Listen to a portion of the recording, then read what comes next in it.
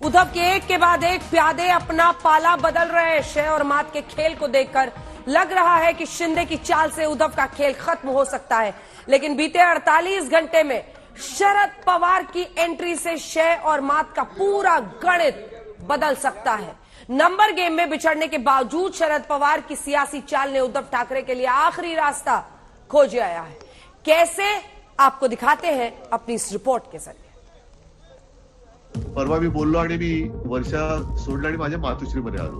म्हटलं मी जिद्द सोडणाऱ्यातला नाहीये, मी मोह सोडला पण जिद्द नाही सोडणार मी कधी. आणि ज्या गोष्टी आपल्या नाहीतच त्या सोडायचा मोह हा असू नये का?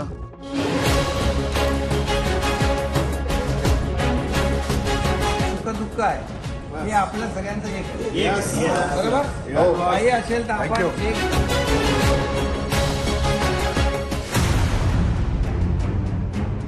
महाराष्ट्र के महासंग्राम में शरद पवार एक्टिव हुए। चंद घंटे के अंदर सियासी घटनाक्रम की तस्वीर बदलने लगी। सत्ता परिवर्तन की जिस स्क्रिप्ट को बहुत दमदार माना जा रहा था, उसी सियासी स्टोरी में सस्पेंस की एंट्री हो गई, यानी नया खेल शुरू हो गया। चंद घंटे पहले तक जो मैच एक तरफा लग रहा था, वही अब आखिरी ओवर की आखिरी गेंद तक चलेगा, ऐसी तस्वीर बनने लगी है। यानी उद्धव ठाकरे की सियासी जीत और सियासी हार के बीच में अब शरद पवार खड़े हैं। संदेश साफ है, महाराष्ट्र के सियासी ग्राउंड का मैच अपने ही कायदे कानून से चलेगा। ऐसा क्यों, आप शरद पवार के दो बयान से समझ सकते हैं।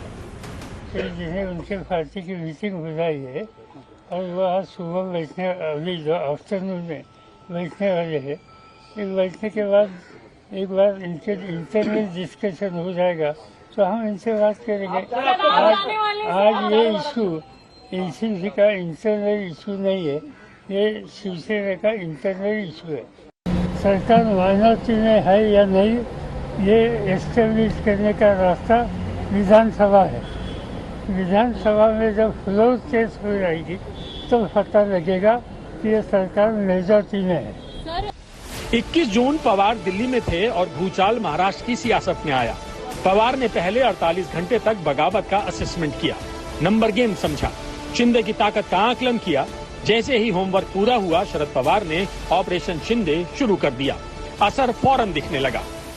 जब तक एग्जैक्टली क्या इशू है और कैसे रिजॉल्व करना, इसमें शिवसेना की गाइडलाइन हमें मिलती नहीं, तब तक इसे हम कुछ कदम उठाना ठीक नहीं। कंट्रोल रूम में शरद पवार क्राइसिस मैनेजर बनकर बैठे हैं। इसका मतलब महाअघाड़ी के साथ साथ बीजेपी को भी बखूबी पता है, क्योंकि राजनीति के अखाड़े में मोदी और शाह से सजी पूरी टीम को साल 2019 में पवार ने चारों खाने चित कर दिया था। सियासत के धुरंधरों को मुंह की खानी पड़ी थी। वो साल 2019 था और ये साल 2022 है। तब पार्टी अपनी थी और बागी भतीजा था। अब पार्टी गठबंधन की है, साथ ही शिवसेना है और इलाज बागी शिंदे एंड कंपनी का करना है। मौसमी सिंह के साथ आज तक ब्यूरो। देश की राजनीति हो या महाराष्ट्र की, शरद पवार का सिक्का सबसे खरा माना जाता है।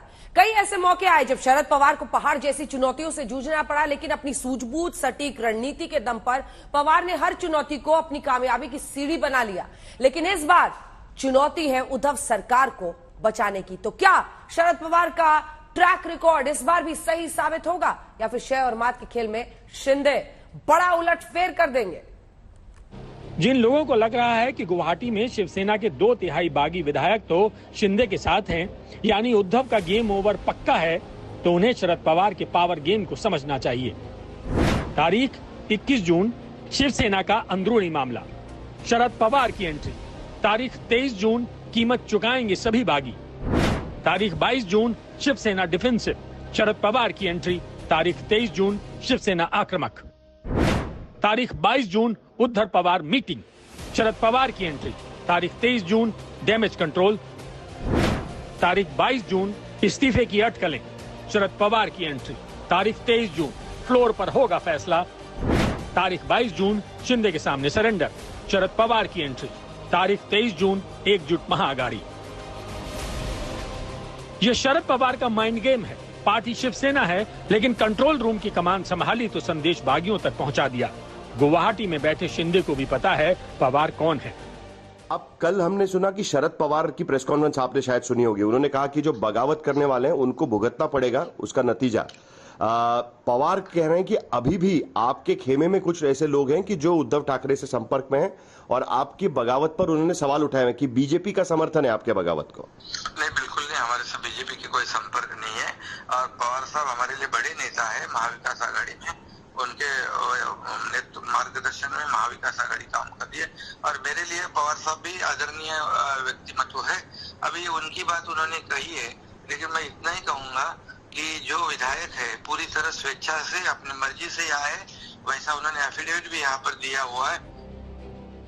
यही है शरद पवार का स्टाइल, किसी को चैलेंज देते नहीं, लेकिन जब चुनौती मिलती है तो आखिरी दम तक पूरी शिद्दत के साथ लड़ते हैं।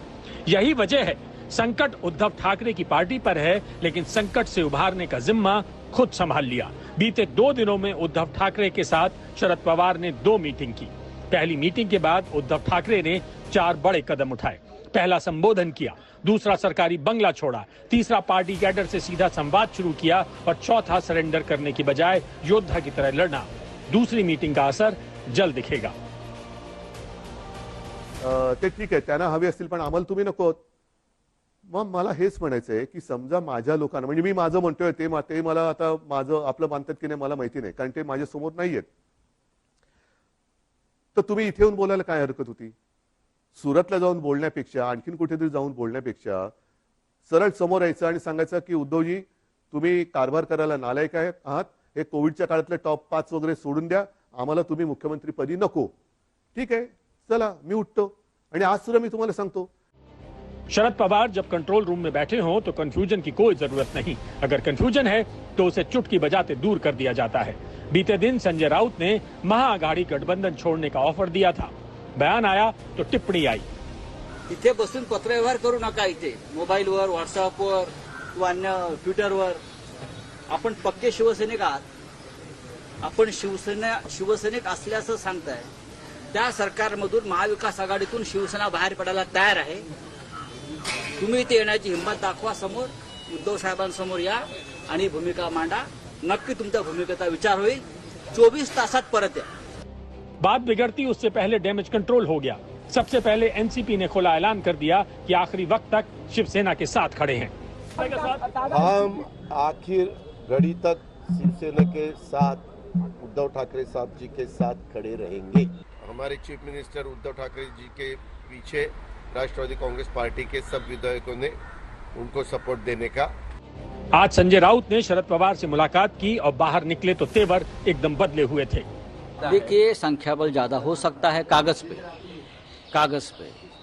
अब ये लड़ाई जो है ये कानूनी लड़ाई हो जाएगी, लेजिस्लेटिव लड़ाई हो जाएगी। हमारे लोगों ने 12 विधायक जो है जिसने बगावत की भाषा की है उनके खिलाफ एक्शन लेने की शुरुआत की है। उनको डिस्क्वालिफिकेशन के लिए हमारे लोग सभापति महोदय के पास गए हैं। मुझे टेक्निकल बातें ज़्यादा मालूम नहीं, मैं नहीं बोलूँगा, लेकिन एक एक्शन चल रही है। बगावत चाहे कितनी बड़ी क्यों ना हो, लेकिन उससे निपटने की रणनीति तय करती है कि रिजल्ट क्या आएगा।